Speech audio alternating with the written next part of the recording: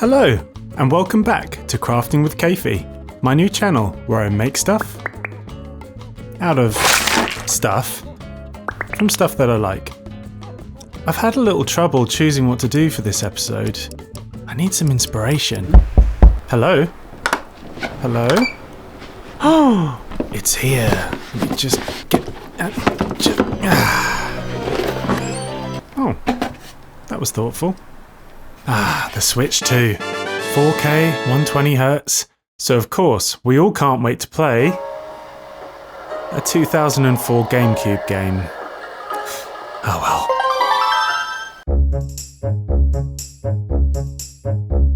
The Legend of Zelda Wind Waker. There's just something about this game. The design, the music. I mean, look how cute Link is. Oh, cute? No. I'm not cute. I'm dangerous. I didn't mean anything by it. I'll show you cute. No, you don't need to. Would a cutie hurt a little pig? No, please don't hurt the pig. I didn't think so. Link, put the pig down. Sick of it. I'm not Put the cute. pig down. I'm just as tough as all the Link, other put the links. pig down. Good with a Please, let's sword and talk about everything. this. I'm You not don't have having to it do this. anymore. Please It's too late. don't do this. You I'm don't doing have to it. do this. I'm doing it. No, Please it's too don't late. do I'm this. doing it.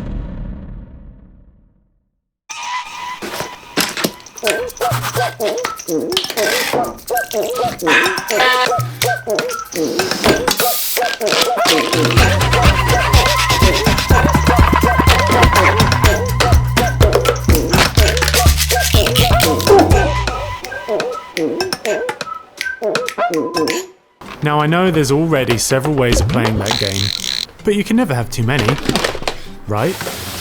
Anyway, let's have a look in my box of tricks, see if there's something that can spark an idea. Ooh, that almost looks a tiny bit like Grandma's house.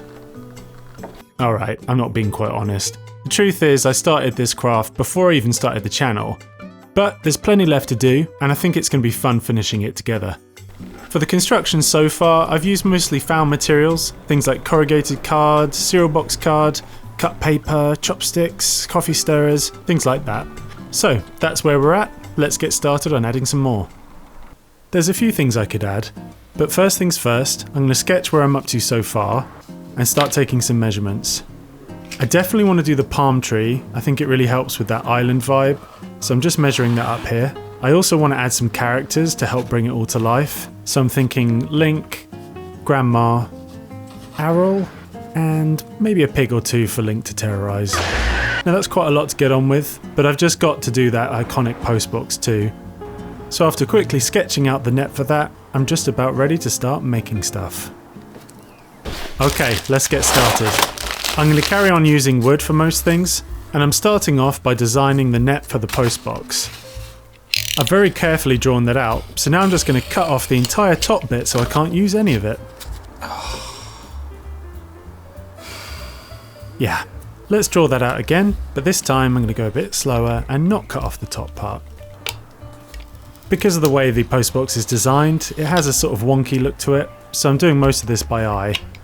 Next I need to make the little post for it to stand on, and then just glue all the sides and assemble. I always start off with the good intention of using PVA, but let's be honest, it's super glue all the way. We don't want safe, we want toxic. Once that's done, I'll give it a quick once over to smooth out any rough edges, then I'll attach the Alright, let's make a new post. This time, let's make it longer so it can go up inside the post box and down into the base.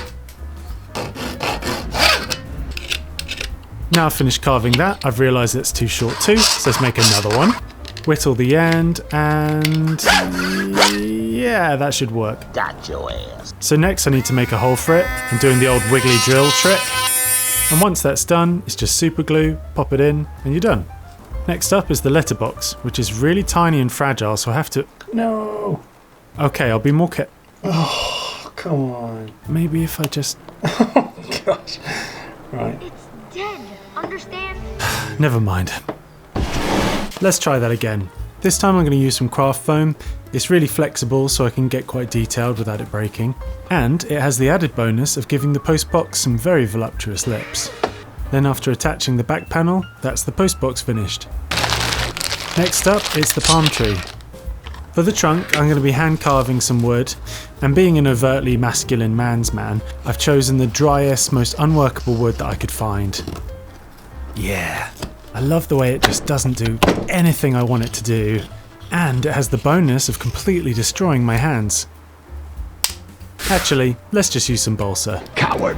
So next I just need to measure up the lengths and general shapes of each section of the tree. Then I need to carve each one, cut them apart, and then reattach them at slightly differing angles to give the tree the jaunty look that it has. Then after a quick smoothing out, I'm ready to move on to the leaves. So if I've got this right, it looks like there's 2 layers of small leaves, 2 layers of large leaves, and each layer has 4 leaves, which comes to a grand total of 4, 7, a whole bunch of leaves. I've opted to use the craft foam again. It's strong, flexible, and it's got a nice bit of thickness to it, which I think will help these leaves look really good. And now I'm just sketching out the shapes and adding in some details here and there too. Next I need to find something for the leaf spines. Spines? Is that what you call it? Well, you know, the middle bit. So once I've got my measurements, I'm just going to cut each piece to length. Once that's done, I'll straighten each one out and then glue them in place on the back of the leaf. From there it's simply a case of cutting each one down to size, then carving round the curved edges, cutting out the little notches and things like that. Then I just need to bend them into shape and they're ready to go onto the trunk. For that I need to drill some holes, do a quick check, and yep, I'm happy with that, so I'm going to drill in the rest. Perfect. The next bit should be easy. I just need to put each leaf into each hole, and then maybe if I put this one, well anyway, I'll figure that one out later. Oh, beautiful. I've just realised the house has no door, so for that I'm just going to use another piece of balsa wood, quickly sketch out the design on the front, realise I put it in the wrong place, cut it out, do the design again, and that should work. So now I'm happy with that. I'm just going to weather it a little bit, cut some notches into it, and I'd say that's pretty much perfect. Except it's not. The Triforce is at the wrong height. But that's okay, I'll just do it again really fast.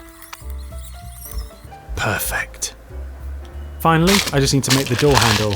For that I'm going to use a tiny little bead, some wire from this earring, and with a bit of bending, gluing, and pushing through, you got yourself a door handle.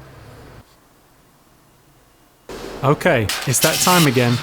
All about that bass, about that. Will you shut up? Whoa, okay, yeah. Shut up! Alright, I know it wasn't that funny, but. Shut up! Yeah, okay, you're right. Anyway, for the bass, I need to build it up a little higher. I'm just cutting some polystyrene to shape. It's pretty self-explanatory, so I think I'm just going to cut the music and let you enjoy some crafting ASMR. So soothing. Yeah, really nice. You're welcome. Next up, I'm going to glue it down to the wooden base, then add some offcuts to the front to smooth out the hill, and then once that's all done, I've just got to glue the original base to the new section.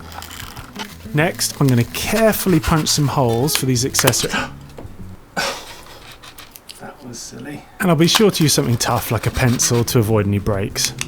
So after a quick repair, we're back on track. Oh! Right, I'm keeping this one. It's good enough.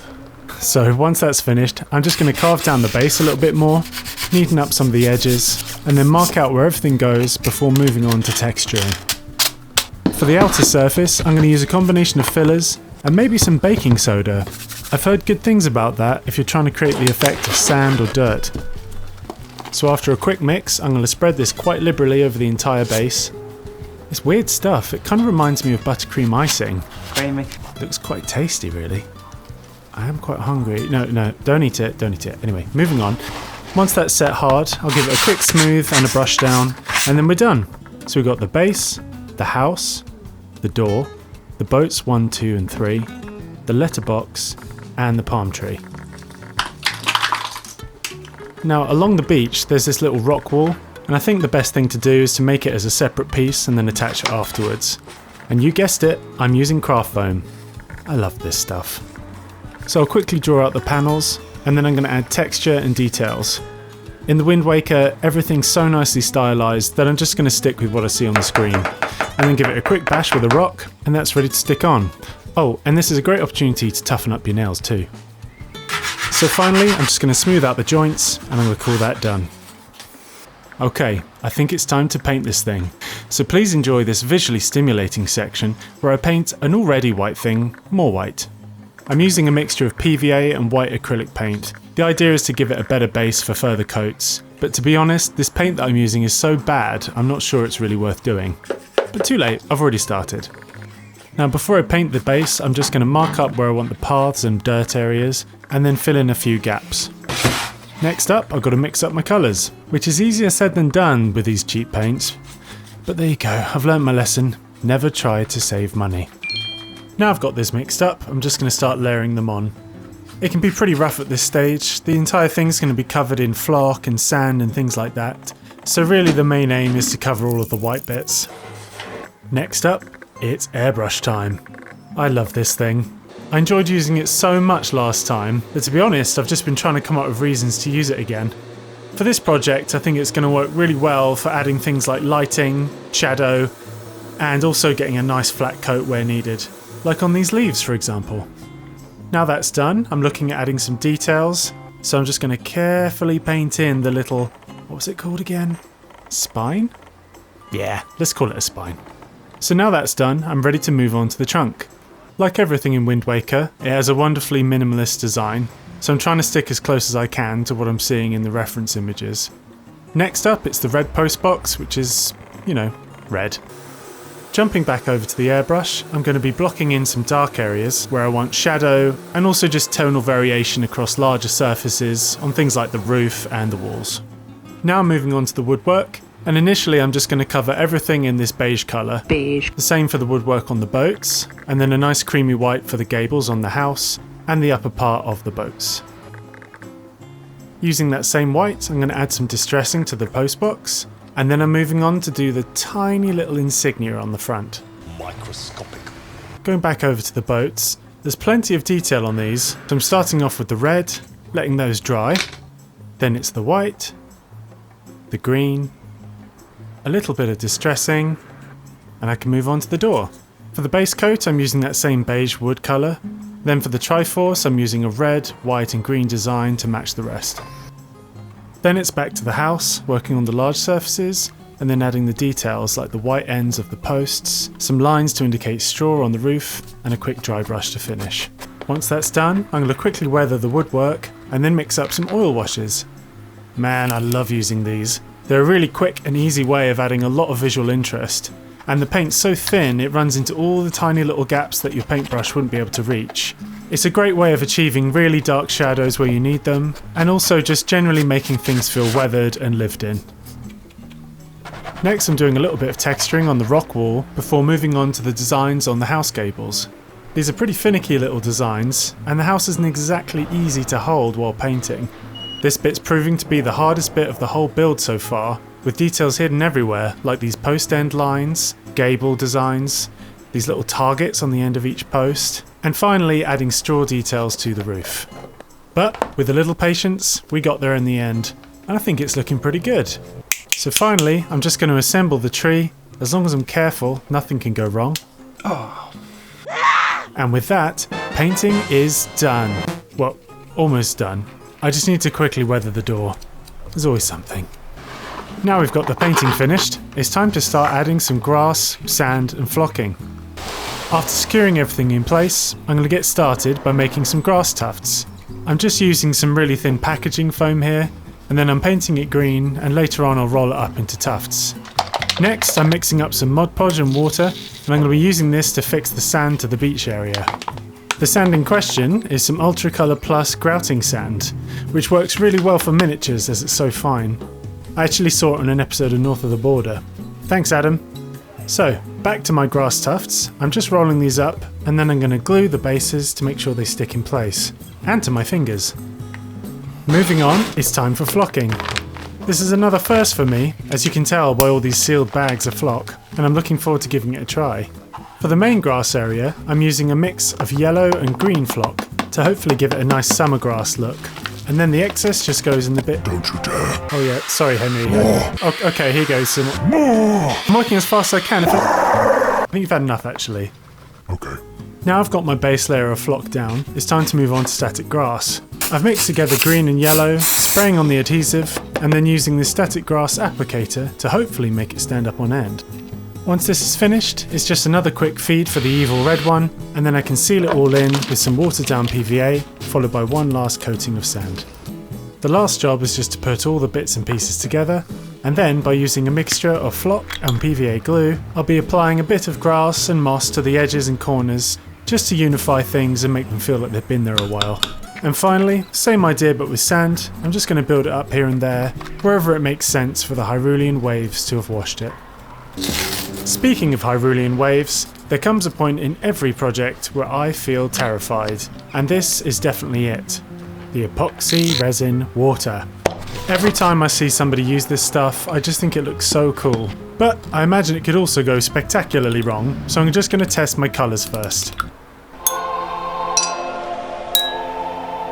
Yep, those are sounding pretty Zelda-y. So next I need to mix up the two parts equally, and then slowly stir them, gradually adding in the colour and trying to avoid air bubbles. I'm happy with that, so now I'm just pouring it into this damned area that I made using masking tape.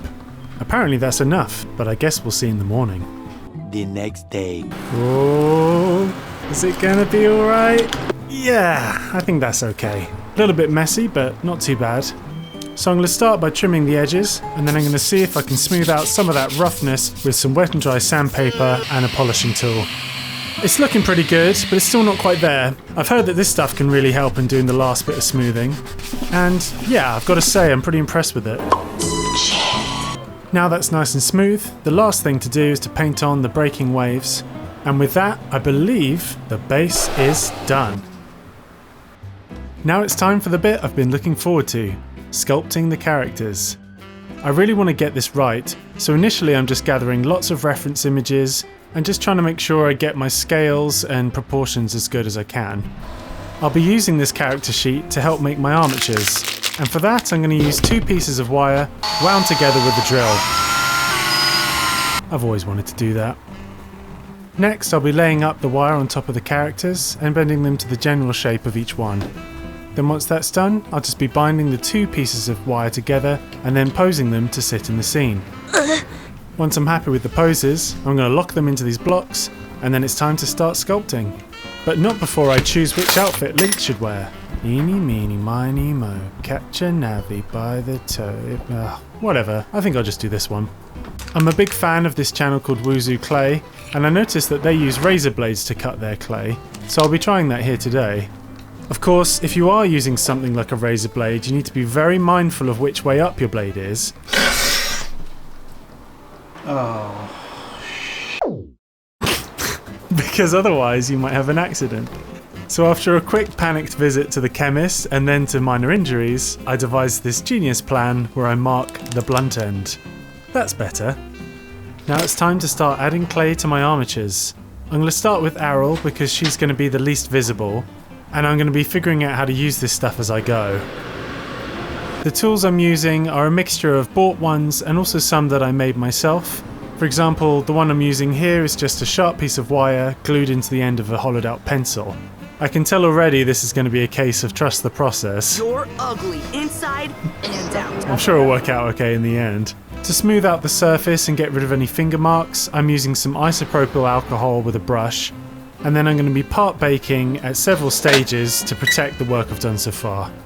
I'm feeling a bit more confident now, so I'm moving on to the main man, Link himself. Or at least that's who it's going to end up looking like. Right now I think he looks like the train guy in Adventure Time. Ooh, Grandma's ready. I'm not entirely chuffed with how the colours shifted, but hey ho. So carrying on with Link here, I'm just doing the details and giving him a quick smooth. Again, hopefully he'll look better later. And then I'm moving on to adding clothing to Aryll and Grandma. Being able to bake each stage is a really novel thing for me. Unlike air dry clay, I'm able to harden each stage as I go and not worry about destroying what I've done so far as I add new layers. For example here with Link, I'm able to add the sleeves and his tunic without the risk of smishing up his hands or anything like that. Same here with Grandma. I'm able to layer on the hair, then simply cut away the bits I don't need without destroying the work I've done on her face. Pretty cool. Grandma's actually getting there now, there's just a few things left to do. First I'm adding her little bun and her hair tie, and then her signature oversized ears. They might be a bit too big. How's that? Perfect. Then I'll give her some quick shoesies and it's on to Errol. I'm going to do the same method for Errol's hair, cutting out the bits I don't need and leaving a sort of yellow helmet on top. And then from there I can just add on anything else I want, like these pigtails. And she's also going to need a nice set of ears. Moving back over to Link, I'm carefully threading his belt through, followed by a little pair of boots, and then his distinctive spiral belt buckle. Next, I think Link needs some hair. Tonight will be the night. And for that, I'm just going to build it up piece by piece until it looks right to me. He's also going to need his little pixie ears. And once those are in place, I think he's looking pretty handsome from the front. In fact, oh my goodness. Not to worry, we can cover up his shame with his signature green hat. Next, I'm moving on to the pig. This is proving a little tricky. There's no armature and it's very fiddly, but with a little bit of patience and some prodding and poking, I'll get there in the end. I just had to make one of these little blue pots that you see around the place. I've always been obsessed with them, don't know why. And then the final job is to make the little flowers that will sit on the dirt patch just outside the house. And with that, I've got the characters and the accessories all ready for painting. Okay, we're getting there. Let's do some more painting. First, I'm going to be painting in the whites, including this tricky little pattern on the pot, and then switching over to black and painting in the darks of the eyes and Link's fabulous eyelashes. You have beautiful eyes. Next, it's just the general finer details across all the models. Most of them I carved into the sculpt itself, but I'm just picking them out here with some darker colours, as well as things like the pattern on Errol's dress, the pink and black spots on the pig, and then I'm ready to pick out more detail with some oil washes. I don't want the effect to be too harsh with these, so I'm going to be using some slightly lighter washes than I used on the rest of the model, and just subtly bringing out the darker areas, whilst also adding some warmth overall. Next, I've sculpted some eyebrows for Link because he was looking a bit expressionless, and then finally, it's just a quick dry brush over everything to finish the effect. And with that, I think that's all the job's done. I just want to take this moment to really thank all the people who've supported the channel so far, especially the first members of Kathy's Craft Club. Thanks so much guys, your support is deeply appreciated. Find me on Patreon to find out more. I also want to say a very special thank you to Diana at Crossing Crafts, who very kindly shared my first video. I presume everybody knows her wonderful work, but if you don't, go check it out. And finally, I just want to thank everybody who's liked, subscribed and commented. Every interaction really helps. Okay, time for the beauty shots. And of course, a song.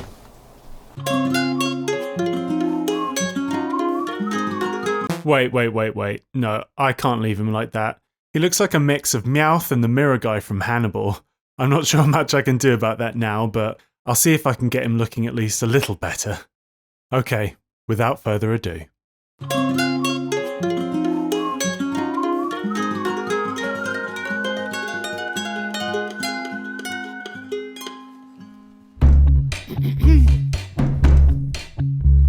Hi there, my name's Link, and I live on Outset Island with Errol and my gran, but they don't really know me. I just found this sword, it's shiny, sharp and precious. I'm gonna travel far and use it on some riches. I am just as dangerous as all those other links. If you don't believe me, then just ask the local pigs, and I'll make sure that no one will call me cute ever again. Never again. Never.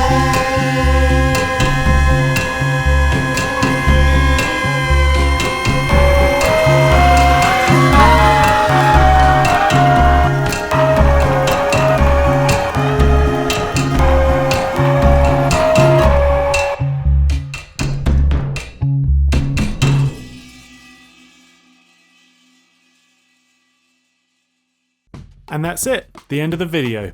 I bet you never knew Link was such a little creep, did you? If you've made it this far into the video, I want to say a big thank you. As a new channel, it means a lot to me. And if you liked what you saw, please leave a like, subscribe, and consider supporting me on Patreon, where you can join Kathy's Craft Club, get behind the scenes content, previews of upcoming videos, and much more. Thanks again for watching, and see you next time.